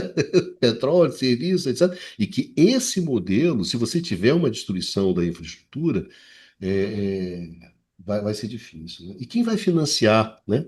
Como é que vai ser o financiamento da reconstrução dessa infraestrutura? Quanto tempo vai demorar, etc, etc. E só para fechar, né? Quer dizer, vamos dizer assim, se eu fosse um país do Golfo, eu já tinha um problema, que era o problema da descarbonização, do aquecimento global, da transição, da redução, né, da participação do petróleo na matriz energética. Eu já tinha tudo isso. Ainda tenho mais isso. Você está me entendendo? Por que que eu vou reconstruir uma infraestrutura que eu posso gerar um produto que vai reduzir? Olha só como é que o jogo vai, entendeu? Como é que essa coisa vai começar a ficar complicada, né? Para que que eu vou botar dinheiro em refinaria, dinheiro não sei o quê, se a participação do petróleo vai cair, etc, etc, etc. Então eu acho complicado. E só para terminar, eu acho que uma coisa, outra coisa, outra coisa. A guerra acelera a transição energética. E eu não acredito nisso, tá certo? Eu acho que a transição ela tem uma lógica própria que não passa necessariamente pela questão do petróleo. Porque você tem que encontrar soluções para a transição energética, digamos assim, você tem que encontrar um novo caminho, tá certo? O, o, o Você não Bicário, está deixa eu você só. não tá saindo de um lugar e indo para o outro que já existe. Você está tentando construir esse lugar aqui. Se a casa pegar fogo, não necessariamente você vai conseguir construir a tempo de se salvar. Então, essa discussão toda, onde mistura as duas coisas, eu não gosto. Uma coisa é uma coisa, outra coisa é outra coisa. E não se esqueça que, pela tese do Numa, quem sai fortalecido é o setor de petróleo e gás americano. Quer dizer, pô, Pois é. Agora, não, Agora, cara. eu acho que eu não gostaria de discutir isso aqui, mas você traz uma outra questão. Eu entendo que esses conflitos, essas guerras, atrasam a transição energética, não Eu acho que aceleram, sim, porque eu acho que a sim. questão ambiental não vem sendo discutida, né? Isso. Atualmente, a conjuntura está tão mobilizadora que ninguém pensa o que vai acontecer daqui a 30 ou 40 anos. O aquecimento global tem sido esquecido com todas as suas consequências. Mas Cara, os isso países estão certamente lutando não pela dá sua para a gente discutir sobrevivência, agora, né? né? Se você É, pega a Rússia, a Ucrânia, é uma luta pela sobrevivência. Se da você pega sobrevivência. Israel, Estados Unidos e Irã, é uma luta pela sobrevivência. Tu acha que o cara vai pensar no CO2 do aquecimento global Daqui com a 30 bomba anos, caindo em né? cima de você, É. rapaz? Não dá, não E, são e- duas, e ninguém, como você falou, tem boa saída, né? A Rússia não vai voltar atrás, a Europa vai ser muito não vai, difícil vai abrir mão da Exatamente. posição. Isso. Apesar disso, os Estados Unidos e Israel se meteram numa confusão grande. O Irã tem o risco de ser sua economia profundamente afetada, mas ele também não tem saída, porque ninguém vai deixar barato para ele. Não adianta dizer que eu vou parar agora, porque as exigências vão ser muito grandes. Então, os atores queimaram as caravelas e a situação está muito difícil, com todos esses conflitos contemporâneos. Isso, mas é por isso que eu acho que é difícil, como o Numa estava falando, a gente prever o comportamento, né? A gente pode imaginar um comportamento que faça com que o petróleo, né, suba ou não, Sim. porque tem muita coisa para ser jogada, né? Tem muita coisa para ser jogada. Agora, o que a gente tem de concreto é que, em termos de mercados de derivativos, isso o Numa tem razão. Até agora, né? É aquela história, eu não sei se eu. Né, sabe aquela? Caí do 30º É, andar, tô caindo, tô no sétimo e por enquanto nada, não é isso? Tem aquela piada que é. é clássica. Eu não sei se a gente está no sétimo andar e cair, bom, até agora nada, né? Mas, pô, vai bater lá embaixo. Eu não sei. Essas coisas são muito, muito difíceis da gente falar. Mas eu acho que a gente pode trabalhar mais toda essa parte desse impacto, né? Desse impacto mais geral no próximo programa. Aí a gente aprofunda, né? Qual é o impacto que vai ter sobre a Ásia, qual é o impacto que vai ter sobre a América Latina, qual é o impacto que pode ter sobre o Brasil, né? Também. Enfim, e a gente discutir isso, né? Inclusive no limite, que são os grandes ganhadores e perdedores, né? Qual é o impacto que isso pode ter para a China, qual é o impacto, sei lá, que pode ter para a Rússia positivo e assim por diante. Então, no próximo programa, a gente promete para a galera que acompanha a gente, né, Prato, que a gente vai conversar sobre esse negócio aí. Cadê Bastanzinho para a gente encerrar o programa, né? Já foi, já dormiu, já? Já foi dormindo, já? Então, senhores, eu acho que a gente pode caminhar. Quer mais alguma coisa, Prato? Tem alguma coisa para falar? Não, não. Tá havendo alguma instabilidade na internet, provavelmente isso que aconteceu com todos nós. Então, aqui na Zona Sul do Rio de Janeiro, não sei o que está acontecendo. Então, eu acho que é hora de encerrar também. É isso.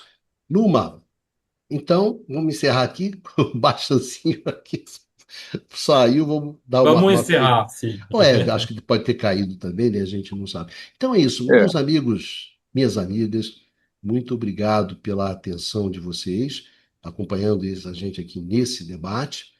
Então, a gente se encontra aqui no próximo Conversas sobre o Mundo Contemporâneo, no canal do Instituto de Economia da UFRJ, né?